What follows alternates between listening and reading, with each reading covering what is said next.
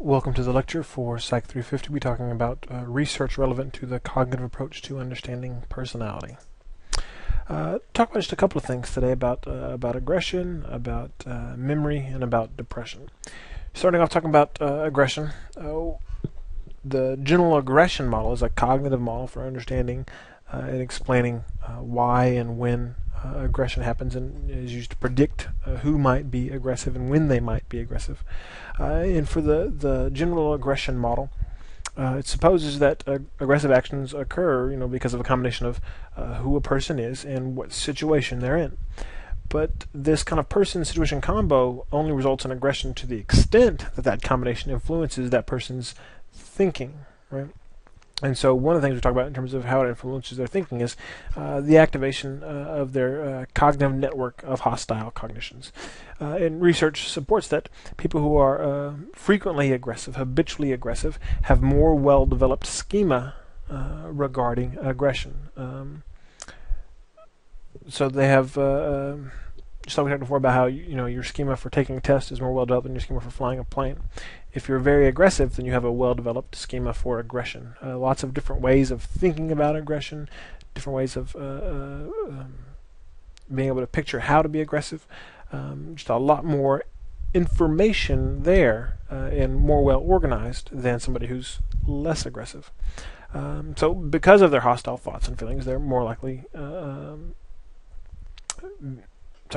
because the schema is so well developed, their hostile thoughts and feelings are more likely to be activated by a wider array of situational stimuli. Right? Since it's so well developed, it takes less of kind of a situational input. Certain situations call for aggression seemingly more than others. Like somebody, you're on the plane and somebody's wheeling their bag down and they roll their little wheelie bag over your foot.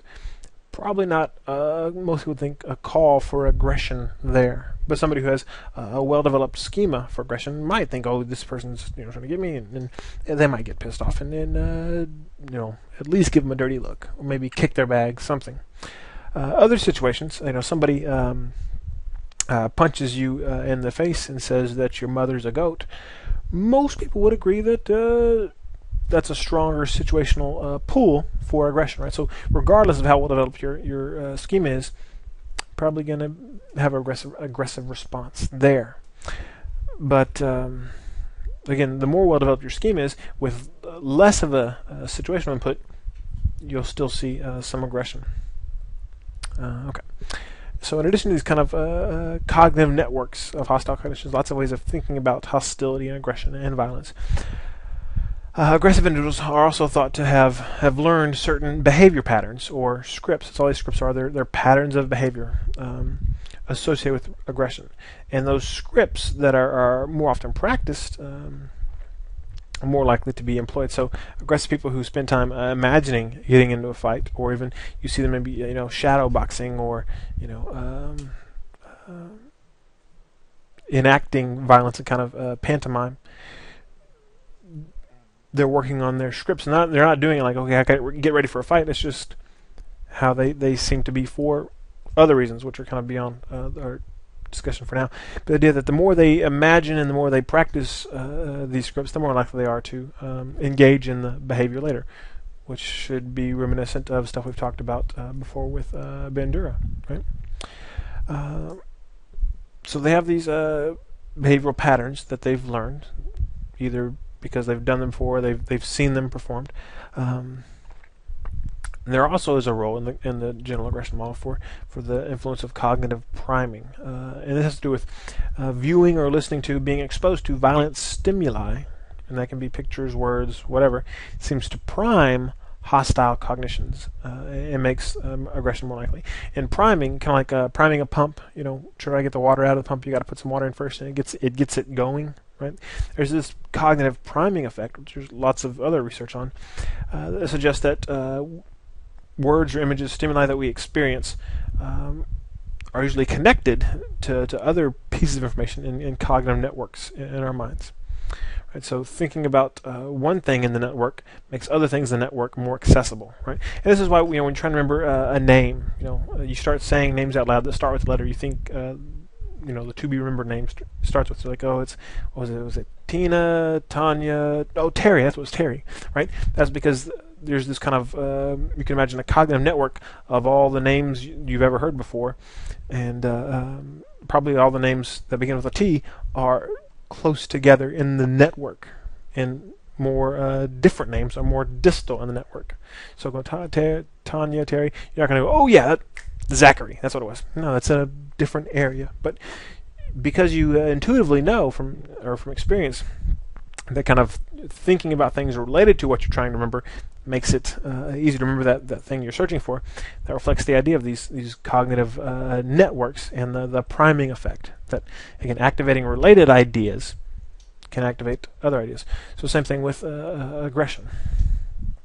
And this may explain why sometimes when people see aggression and then they go and act it out, they don't do exactly what they saw, right? So it's not just that they're imitating, but seeing aggression might prime their network of aggressive thoughts. Okay, I saw somebody kicking something, and that's related to my ideas about punching, so now I'm going to go out and punch instead of kick because that got activated as well. And cognitive theorists also talk about the influence of these this kind of way of thinking about hostility and aggression, in terms of people who are really aggressive tend to interpret things in line with their schema, right? So once hostile cognitions are activated, it influences the way all other stimuli are perceived.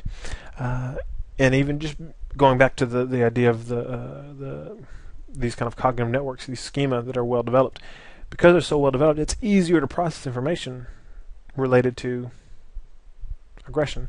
So they're more likely to interpret some event that might be ambiguous. Well, I'm not sure if it was an accident they kind of fell against me, or if they were trying to shove me. Somebody who's very aggressive is more likely to make an interpretation that related to hostility. Right? They're more likely to see hostile things. Okay, so the one of the areas where much of the research on the general aggression model and the kind of the cognitive approach to looking at aggression, a lot of it's focused on boys who exhibit aggression, because they're the ones that are causing problems in schools, really more so than girls as well. It's boys. Boys who exhibit aggression, and specifically aggression in response to perceived threats or slights, so reactive aggression. So not kind of sadistic aggression where nobody pushed the kid, nobody did anything, the kid just goes out and knocks the crap out of somebody or sets something on fire. Not that, but kids that somebody says one little thing or may shoves them a little and they have a larger than appropriate reaction, usually more aggressive, more violent reaction than appropriate. So what do we know about these kids? That in line with what we talked about, they do their perception of hostility is different. They perceive more aggressive cues than non-aggressive kids. So ambiguous stimuli, they're more likely to see it as aggressive. And also, whenever there are kind of subtle aggressive cues where somebody really is trying to, we'll have a Confederate really do something that's kind of mean, but it's very subtle and kind of sneaky. These aggressive kids, they not only see stuff that isn't really aggression, but they actually are better at seeing aggression than non-aggressive kids. Non-aggressive kids might miss out that somebody's trying to get at them, but these kids, they're looking for it, and so they're more likely to see it when it's there, and also when maybe it's not there, when it's more ambiguous, they're more likely to perceive hostility. But the good news is that we can change behavior patterns by targeting their cognition. So interventions that have been aimed at teaching kids not only new behaviors, which is part of it, but also teaching them cognitive skills, appraisal skills. Okay, when things like this happen, you have a choice. You can think that it means this, or it might mean this. Right? Teaching that cognitive flexibility about how to interpret events in the world, and that they don't always have to be interpreted in terms of this kind of hostile, aggressive schema. Those interventions work, and kids that go through these programs tend to not show the increases in aggression that other kids with similar risk factors show. So it can kind of arrest the progression of aggression. Okay. Another area of research that the cognitive approach has looked at is at gender differences, and specifically with the things that men and women remember. Right, and so in general, men and women remember the same amount of stuff, right? There's not one sex that's better at remembering stuff than the other. Until we start looking at different types of stuff, different types of information, right? Because it seems that men and women process information differently, on average, and therefore show differences in memory for certain types of information. One of which would be information related to emotion. Women remember more related to emotions. The last time somebody asked me, what's the last time you were happy? What's the last time you were sad? Easier for a woman to access that information and talk about it. For a man, he may not be able to answer that question, or will certainly have more difficulty. The emotional component of memory is not as strong for men. Why is that? And there might be a biological explanation, but hard to know because there clearly is a role of gender roles here, right? As we grow up, we're rewarded and punished for being consistent with or violating our gender roles. And one of the aspects of gender roles, at least in our culture, is related to talking about emotions, right? And expressing emotions. Boys don't cry, right? How many times have you heard a parent tell that to a boy? How many times did you hear a parent say, "Hey, girls don't cry"? That doesn't sound right. No, because that's not the message we send. So women are rewarded for expressing emotions, and men tend to be punished for expressing their emotions. And that might be why we kind of grow up learning to think differently about emotions, to pay more attention to it for women and pay less attention to it for men, and that affects what we remember. And as we talked about before, information related to the self is usually the easiest to remember, like self-relevant information. And women seem to be more likely to have attended to, recorded, and stored emotional information about themselves than men. So, in terms of about, men and women both experience emotions, but women are more likely to pay attention to their emotions and label their emotions. And because they attend to it and think about it more, it's more likely they get stored in their memory. Right? If you ask a woman how she's feeling right now, she'll give you a richer description of her feelings than will a man. Right? She'll use more words and there'll be more detail in general in describing the emotional experience of the self. Another area where we see gender differences is in memories about relationships with other people. And again, we see women having kind of a memory advantage here when it comes to relationships. And again, it's probably because of how we view ourselves. Women's self-concept seems to be more strongly related to how they view others and how they view their relationship between themselves and others. Right. So we talk about men having more independent self-construals and women having more interdependent self-construals. So a woman more likely, when asked to define herself, one of the things she might say that would be more likely than for a man to say would be, I'm my mother's daughter. Whereas less likely for a man to say, I'm my mother's son or I'm my father's son. Right? It might be in there, but less likely than for a woman, because woman will, in defining herself, will define herself in relation to others. Whereas the man will more likely say, I'm a postal worker. Right? What I do, not who I am related to other people.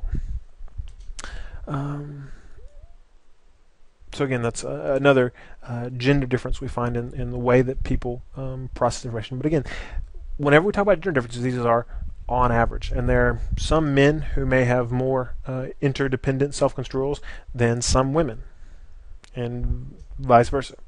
But on average, we see these differences. Okay. Last thing we'll talk about, depression, which we've addressed somewhat already.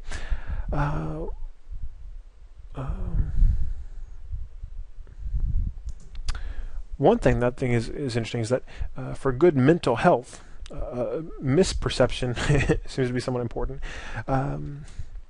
Few people who are happy see the world entirely realistically. Right? They see themselves as better than average in most categories, which is impossible for more than half the people to be better than average. Somebody's got to be below average. And they tend to overestimate the likelihood of success. I think things are going to work out, failing to account for things that might limit their success.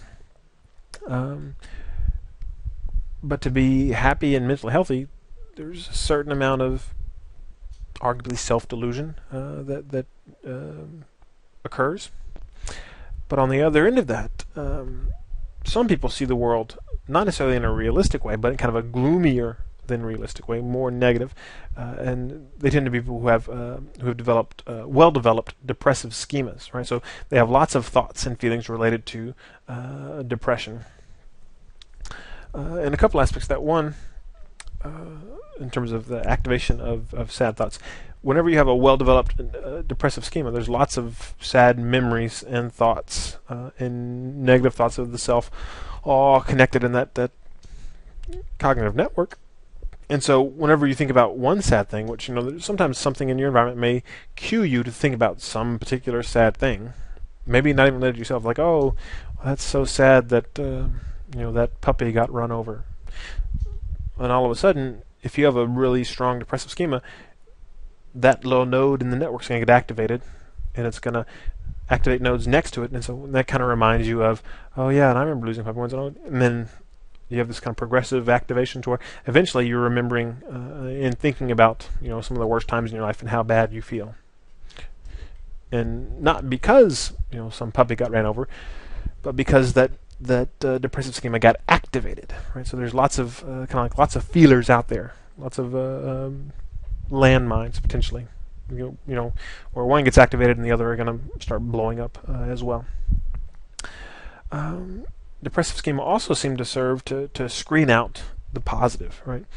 Again, kind of like with aggression, because you have a well-developed depressive schema, it's easier to process information that's sad, that fits with the schema. It's hard to process information that's inconsistent or discrepant with your schema.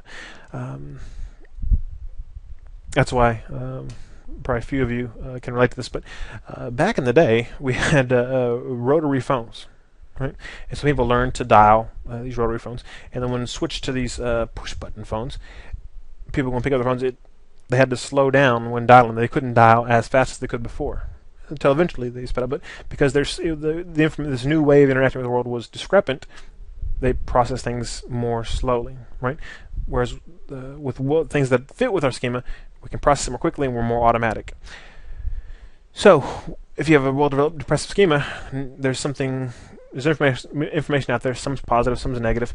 The negative stuff, that fits right and easy. The positive stuff, what? No, and then you're moving on. You pick the negative and screen the positive out because it's harder. It takes more cognitive effort to recognize and make sense of the positive. Okay. And we find that happens with people who are depressed. You tell them it's kind of like the glass half full, glass half empty. You did really well in this test. You got 9 right and just 1 wrong. I got 1 wrong. I can't believe I got 1 wrong. I'm so stupid. Right? Instead of, oh, I got 9 right, that's wonderful. Right? So de-emphasizing the positive, emphasizing the negative seems to be related to depressive schema and the experience of depression. Also related to depression is a kind of a negative cognitive style. People who are depressed tend to have a negative cognitive style, and people who have a negative cognitive style tend to be at risk for depression. Right? So these things run both ways. And the negative cognitive style is about 2 things really. One, attributions you make for negative events. We've talked about this before. People with a negative cognitive style tend to make global and stable attributions or explanations for negative events. So something bad happened, it's always going to be that way, and it affects everything. Right? So when you fail one test, well, that's because I fail at everything global, and I will always fail at everything stable. Right? Which, if you think like that, that's going to make you feel worse, right? And when you feel worse, you're more likely to think like that. So again, these things feed on each other. So it's about attributions of bad things that have happened, right? Which again, don't forget, you're screening out the positive already. So screening out the positive, and then when the bad ones happen, you make these attributions that make you feel even worse. And then also things that haven't happened yet, you tend to expect them to be negative, right? So pessimism associated with a negative cognitive style, expecting bad things to happen, which again puts people at risk for depression, and people who are depressed then tend to think more pessimistically. Okay, well, that's all for now. Take care.